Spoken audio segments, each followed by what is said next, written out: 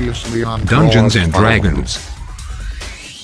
After reading the door covered in demon characters, Duke immediately started coating it with his blood for some reason. It opened the door, revealing a very suspicious room.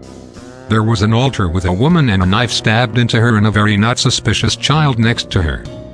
This child clearly wasn't a demon, and the child proved this by speaking abyssal, asking for blood. Duke, being the hero he is, would not let a child go hungry and gave the child some of this blood.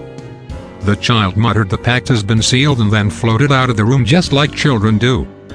Once the very normal child left, the feeling of evil that surrounded this mansion left. Our heroes had successfully completed their mission. Bullen made sure to take the Hell Knife so that our heroes can start building their own demon army. Chad took the body of the woman, and our heroes returned back to the barricade that they were burning down that still smells like Bahama Breeze.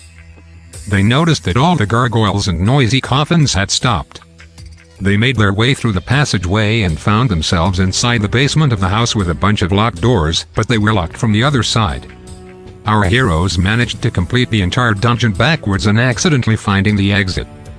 They found another of the dead adventurers, but the ghosts ran out of ironic ways to kill him.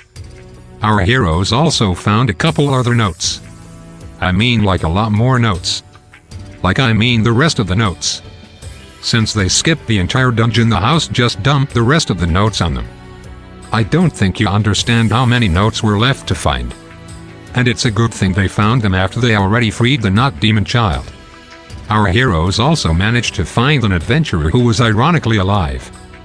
Reggie the coward had locked himself in the brig that this house has for some reason. Our heroes continued to search, and definitely not loot the house of all its artwork, and managed to find the last two adventurers who were also dead.